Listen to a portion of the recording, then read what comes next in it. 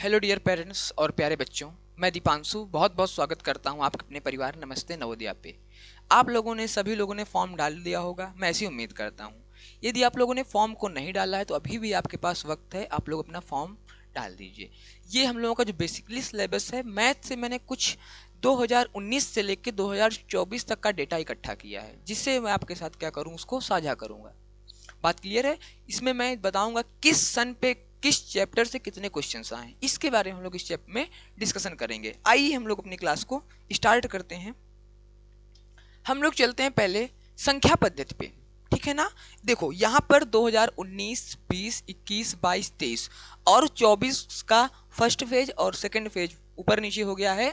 ये आपका नवंबर वाला है, ये आपका जैन वाला है। इन दो फेजेस के बारे में मैंने चर्चा करनी है मुझको। आइए हम लोग स्टार्ट करते हैं अब यहाँ से। यदि मैं संख्या पद्धति की बात करूं, ठीक है ना, यदि मैं आपसे संख्या पद्धति की बात करता हूं तो संख्या पद्धति में 2019 में आपके 3 क्वेश्चन आए हैं। फिर आगे बढ़ूं मैं 20 पे 2 और 21 पे आपके 3 आए हैं, 22 में भी 3, 23 में भी 3, 24 के जैन फेज में आपके 2 आए हैं और ये नवंबर फेज में आपके 3 आए हैं। आप लोगों को पता होगा 2 फेज पे एग्जाम होता है। अच्छा सर, तो ओवरऑल इस चैप्टर से बात ये निकल रही है कि ये चैप्टर हमारे एग्जाम के पॉइंट ऑफ व्यू से बहुत ज़्यादा इंपॉर्टेंट है। जो पेरेंट्स भी मेरी वीडियोस देखते हो, अपने बच्चों को जो चैप्टर्स मैं बताऊंगा उनमें थोड़ा सा ज़्यादा फोकस करवाने का प्रयास करें, क्योंकि यही जो चैप्टर्स हैं आपके एग्जाम में बच्चे को आपके अच्छा मार्क्स दिला सकते हैं। तो ओवरऑल क्लियर हो गया कि हमको इसको बहुत अच्छे से पढ़ना है। मतलब क्या है, बहुत इंपॉर्टेंट चैप्टर है, संख्या पद्धति हमको पढ़ना ही पढ़ना है। इसके बाद मैं चलता हूं दूसरे चैप्टर पर, पूर्ण संख्याओं पर आधारित संक्रियाओं के बारे में मैं बात करता हूं। इसमें क्या है आप लोगों का, पूर्ण संख्याओं पर आधारित संक्रियाओं में 19 पे आपके 2 क्वेश्चन बने, इससे 20 में आपके एक भी क्वेश्चन नहीं आए, 21 पे आपका एक आया और आपका फिर 22 में भी 0 और 23 में भी 0 और 24 जैन के फेज में आपका एक क्वेश्चन और नवंबर फेज में आपका क्वेश्चन नहीं आया। ठीक है, तो ये एनालिसिस बता रहा हूं मैं आप लोगों को कि इस बिहाफ में क्वेश्चन हम लोगों के जनरेट होते हैं, कौन सा चैप्टर कितना इंपॉर्टेंट है। तो अब आप लोग देख सकते हैं ओवरऑल एवरेज कुछ विशेष नहीं है इसका, ठीक है ना। इसका बहुत अच्छा एवरेज नहीं है, नॉर्मल है ये चैप्टर हम लोगों के लिए। उतना हमको इसमें फोकस नहीं करना है, बट ऐसा नहीं कि बिल्कुल ना करें, बट थोड़ा सा डीपली इसमें नहीं जानना है, ऊपर से पढ़ना है। अब मैं चलता हूं मापन एवं एकीकरण नियम पे। इसमें देखता हूं 19 पे आपके 2 क्वेश्चन आए, 20 में भी आपके 2 आए हैं, 21 में आपके एक भी नहीं है, 22 में भी आपके एक भी नहीं है, 23 में आपके क्वेश्चंस हैं, 24 का फर्स्ट फेज और सेकंड फेज जो दोनों फेजेस हैं आपके जैन और नवंबर का, दोनों में क्वेश्चंस आपसे पूछे गए हैं। तो ओवरऑल बात करूं मैं इसकी कि इसमें 23 में भी क्वेश्चन आए, 24 के भी दोनों फेजेस में क्वेश्चन आए हैं, तो कंफर्म है कि आपके 25 वाले में भी आपके एग्जाम पे क्वेश्चन आएंगे ही आएंगे। तो ये भी चैप्टर आपके लिए इंपॉर्टेंट है। बात समझ रहे हैं ना। इससे हम लोगों को एक आंकड़ा लग रहा है कि किस चैप्टर से कितना क्वेश्चन हमसे पूछ सकता है। इतनी बात है कि हमको किस चैप्टर में ज्यादा फोकस करना है, इसलिए मैंने इसका थोड़ा सा डिस्कशन किया है। फिर मैं चलता हूं लघुत्तम समापवर्तक और महत्तम समापवर्तक पे। यदि मैं 2019 की आपसे बात करूं तो आपका 2 क्वेश्चन इससे बना है, 20 में आपका एक क्वेश्चन बना है और आपका 21 पे 2 क्वेश्चन, 22 पे 2, 23 पे भी आपका 2 है, 24 का जो जैन का फेज है उसमें 0 है और आपका जो नवंबर का फेज है उसमें आपका एक क्वेश्चन आया है। तो क्या निकला कंक्लूजन कि हाँ, मीडियम है ये चैप्टर, इसको हमको पढ़ना ही पढ़ना है, ठीक है ना। इसको भी हमको पढ़ना ही पड़ेगा, क्योंकि क्वेश्चंस इससे हम लोगों के हर साल 1 या 2 क्वेश्चन पुटअप हो रहे हैं। अब देख लो यहां से, इससे आपके 2 से 3 क्वेश्चन फिक्स हैं, ठीक है, इससे आपके 2 से 3 क्वेश्चन फिक्स हैं। अब हमको 17 क्वेश्चन पे समझना है कि सर 17-18 क्वेश्चन हमको कहां से तैयार करने हैं। फिर मैंने एकीकरण की बात की, इससे भी 1 या 2 क्वेश्चन आपका फिक्स ही रहना है, उसमें कोई इशू नहीं है। और मैंने लघुत्तम समापवर्तक और महत्तम समापवर्तक की आपसे भी बात कर ही ली है, जिससे क्वेश्चंस आपके बनते ही बनते हैं। इसी क्रम में मैं आगे बढ़ूं, वर्गमूल और घनमूल की बात करता हूं, जिसको हम लोग कहते हैं square root and cube roots को। तो देखो 19 में आपका एक भी क्वेश्चन नहीं है, 20 में आपके 2 हैं, 21 पे 3 है, 22 में भी 3 है, 23 में एक भी क्वेश्चन नहीं है, 24 में भी एक भी नहीं है, दोनों फेजेस में आपके एक भी क्वेश्चन नहीं है। यानी हो सकता है कि हमको ये 25 के फेज में, अब क्या हुआ है आप लोग देख रहे हैं, 23-24 में क्वेश्चन इसने नहीं दिए हैं, 23-24 के फेज में इसने क्वेश्चन आपको नहीं दिए हैं, तो कंफर्म है बेटा 101% सभी गार्जियनों से भी मैं ये बात कहूंगा 101% वर्गमूल और घनमूल के इस बार आपके एग्जाम में एक या दो क्वेश्चन आने ही आने हैं, ठीक है ना। 100% इससे क्वेश्चन बनेगा, क्योंकि आप लोग इस डेटा को देख के एनालिसिस कर पा रहे होंगे कि यदि 2 बार कहीं जीरो मिला, क्या यदि आपको 2 बार कहीं जीरो मिला है तो उसके अगले में क्वेश्चन सबसे पुटअप किया ही किया है। ये देखो पुटअप किया ना क्वेश्चन, कहीं भी आप देख सकते हैं। ये देखिए यहाँ पे यदि मैं कलर चेंज करके थोड़ा सा आपको इसको एनालिसिस करवाऊं और बेहतर से, तो आप लोग देख रहे हैं यहाँ पर क्या है, 21-22 में आपके एक भी क्वेश्चन यहाँ से नहीं पुटअप किए गए हैं, बट तुरंत उसने क्या किया है 23 में, 24 में, 25 में, सॉरी 23-24 के दोनों फेजेस में क्वेश्चन उसने पूछ रखे हैं। तो इसलिए मैं कह रहा हूं इस बार ये चैप्टर आपके लिए बहुत इंपॉर्टेंट है, क्वेश्चन पूछेगा ही पूछेगा, इसको हल्के में मत लेना। फिर मैं बात करूं परसेंटेज की आपसे।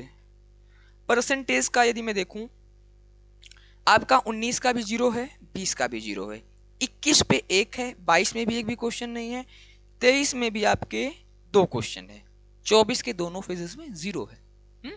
24 के दोनों फेजेस में आपके जो क्वेश्चंस हैं जीरो हैं, तो ये बात भी यहां मैं श्योरिटी से कह सकता हूं आपसे कि जब आप लोग 2025 फेज में एग्जाम देंगे या फर्स्ट फेज में एग्जाम दें या आप सेकंड फेज में एग्जाम दें, इन दोनों फेजेस में कहीं ना कहीं से क्वेश्चन आपसे एक से दो क्वेश्चन पुटअप ही करेगा किसी ना किसी फेज में, क्योंकि लगातार 2 जीरो हमको देखने को मिले हैं। यहां देखिए आप एनालिसिस करिए, 2 जीरो फिर क्वेश्चन उठा लिया उसने, फिर जीरो फिर क्वेश्चन उठाया, फिर जीरो दिया है, फिर क्वेश्चन उठाएगा।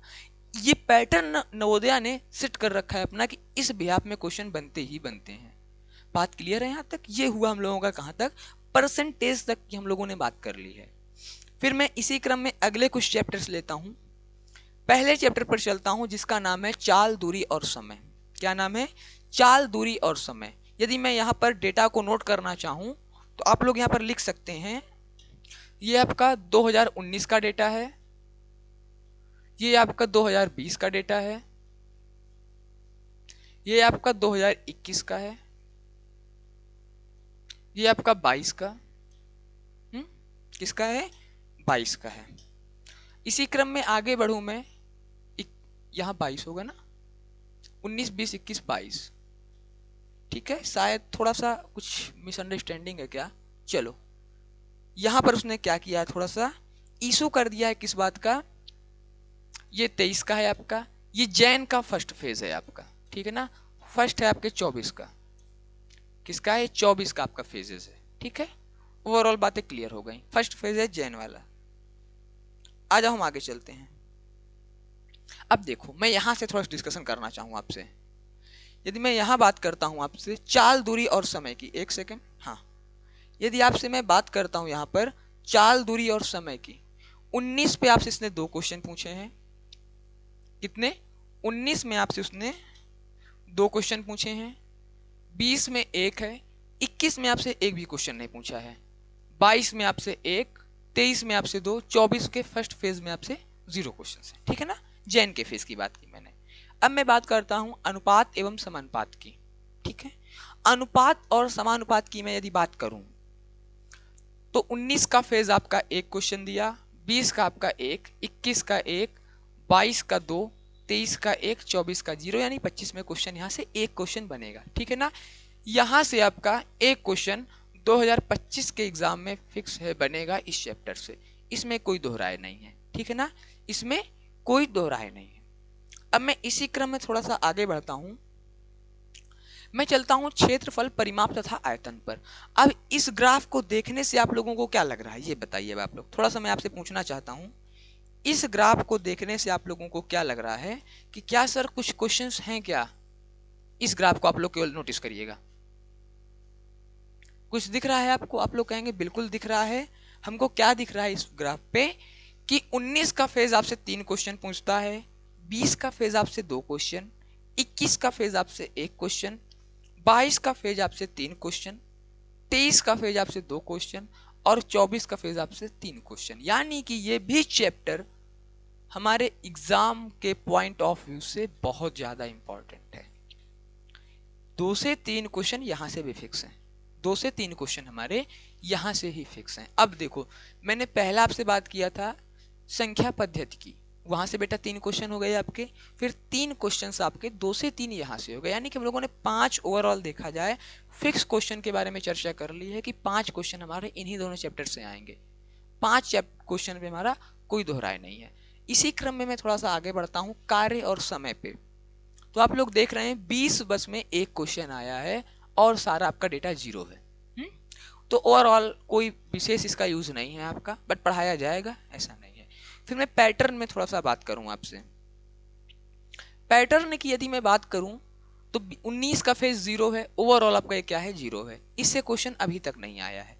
तो हो सकता है एक क्वेश्चन इस बार पूछ ले, क्योंकि अभी तक जब क्वेश्चन नहीं पूछा है तो क्या हो सकता है कि हमसे क्वेश्चन इस बार आपसे पूछ सकता है। ठीक है, अब मैं चलता हूं व्यंजनों के सन्निकटन पे, इस चैप्टर को देखता हूं।